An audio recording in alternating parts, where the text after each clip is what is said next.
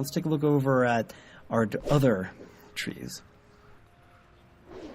Now, Berserker Rage you're going to be using every now and then. You want to force an Enrage. Also, if you really need Fear, Sap or an Incapacitate removed, excellent Fear Break right here. And if you really need extra Rage while taking damage, so a great all-around ability. You're going to have quick access to that. Battle Shout, a lot of people think of this as a DPS shout. And in some ways it is. It definitely helps your DPS, but it does help you defensively. Strength increases your parry, and agility increases your dodge. So you do get something out there. I'll even hit it for you here. See how those went up? So there is a benefit defensively from having those up.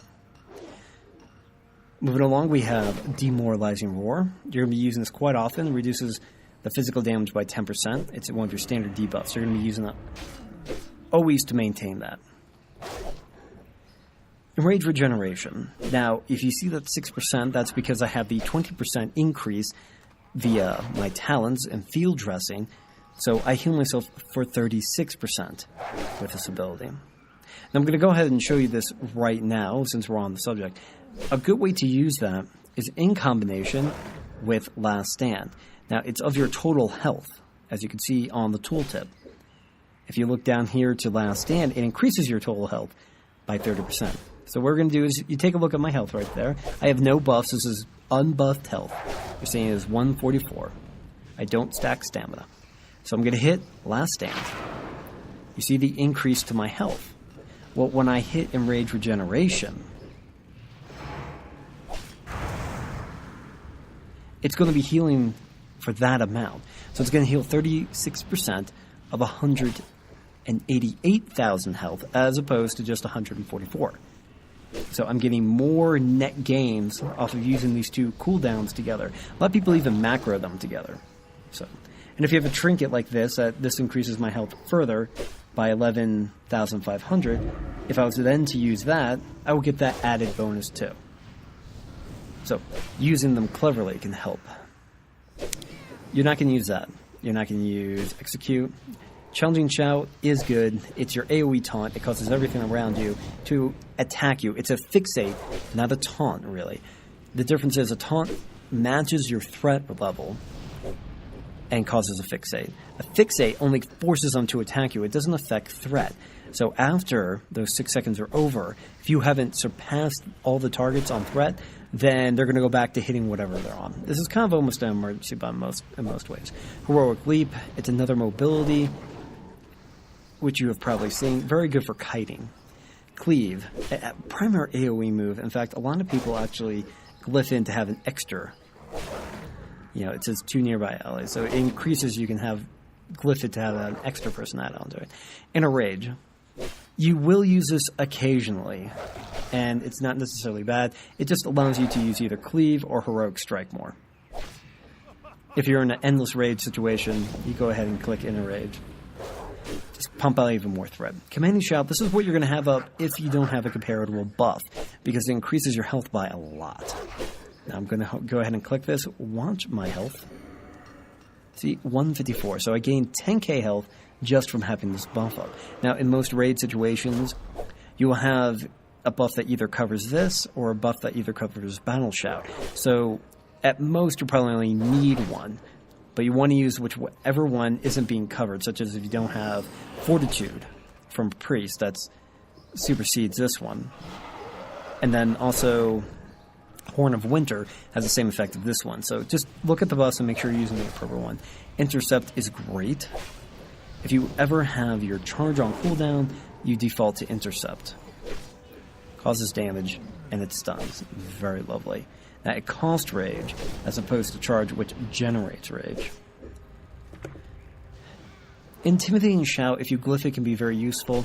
It will cower everything around you. Pummel is going to now be a primary move. Now, we used to have an ability called Shield Bash, which functioned almost exactly the same as Pummel, just longer cooldown, did some other things. Now what it does is having Pummel and removing that other ability allows all the tanks to have virtually the same interrupt. So very good. You're going to have your interrupt Rallying Cry, it's very, very similar to Last Stand. They share a cooldown. Now, I'm going to go ahead and push Last Stand. Well, actually, I'll go ahead and push Rallying Cry. Notice that my Last Stand went on cooldown along with Rallying Cry. You can only use one. So this is focused more at DPS, not Protection Warriors. You do have the option of using either one, though. That's up to you. You'll never use this, and you'll never use this. Victory Rush, I'm a fan of. This, as you can see, will heal me for 36%, but that's not including the glyph, which adds an extra 5 or 50% healing to it.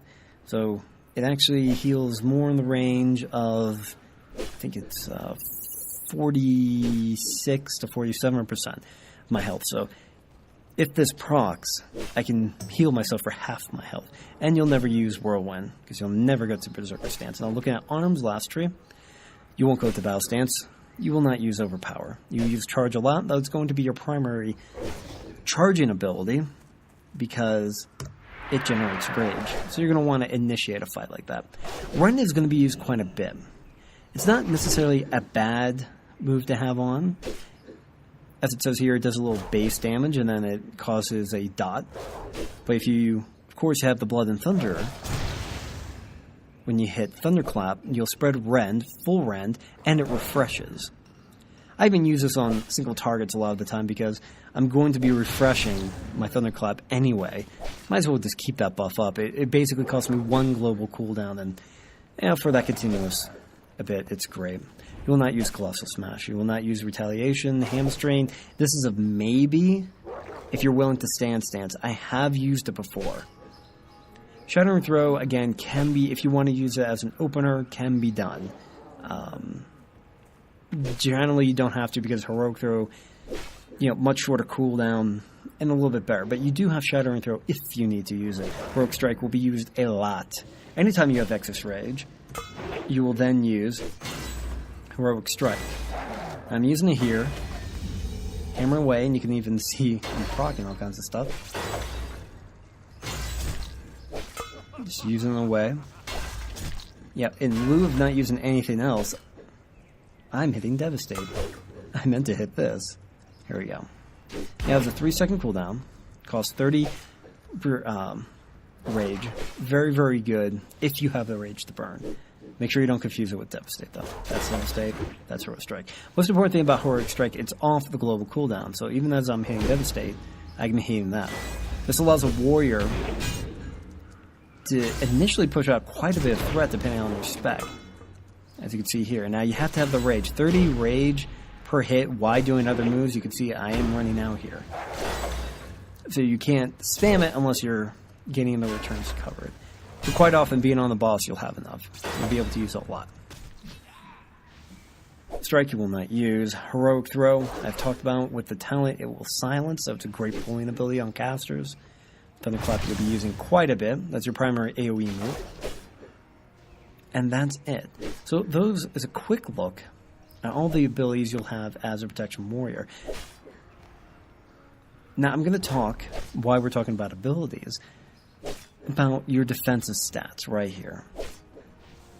Now, dodge and parry are basically the same thing now. They have the same diminishing return curve. So you can almost add them together. The main reason they're separated is, as you can see here, you want them to be about a point off. You want to favor parry a little bit, as you recall, from hold the line, which every time you parry, you get that 10% increase to critical block and to critical strike. So you want a little more parry, but because of diminishing returns, you want to keep them about equal to help your survivability. I am off here. I've more or less reforged as much as I can right here to make them equal, so I'm not sweating it too much at the moment, but you want to keep this about within a point. Your block right here. Now I'm going to explain block a little bit. Now as a warrior, again, you just by picking the protection tree, you get 20% block, which is a lot more than the paladin gets initially. Then when you hit mastery, you get even more. Now I've pushed it to 50% block. That means if I don't dodge it, I don't parry it. half the strikes that actually hit me, I will block, actually more than half, and reduce that damage by 30%. Now, we need to add in mastery. Now, I have a 31% mastery chance, so that means a 31% chance to critically block. What does that mean? It means of these blocks, the 50% block, so I get a, let me remove that. I get a 50% chance to block. So an attack comes in, 100 attacks. 50 of those I will block. Of those 50, 30% of them will be a critical block. So if I take 100 strikes, 50 will be a regular block. And then about 15 of them will be critical blocks, removing 60% damage. So that's what that means. So don't get them confused. And there's a number of things that affect it, such as generally warriors, particularly before patch 4.1, would have shield block always up anytime it came off cooldown. So 20 seconds out of every minute, they would have maximized block and then extra critical blocks, 6%. Now we parry a lot too, so you have a fairly good uptime of the 10% critical block. So you can add 16% quite often to your overall. Now it doesn't always add up, but you get about 16% extra critical block, which factors in to your mastery, like how useful it is. So you have a pretty good chance to critically block. It's a very, very useful ability, though not quite as smooth as the overall you get from the Paladin. I still like it quite a bit. Well, that's it for this video. Make sure to check out Warrior video number 3 to watch a Warrior tank actually tanking the dungeon and using these abilities. Until next time, this is Eldoric The Guardian Tank, and know what you're using when you're tanking.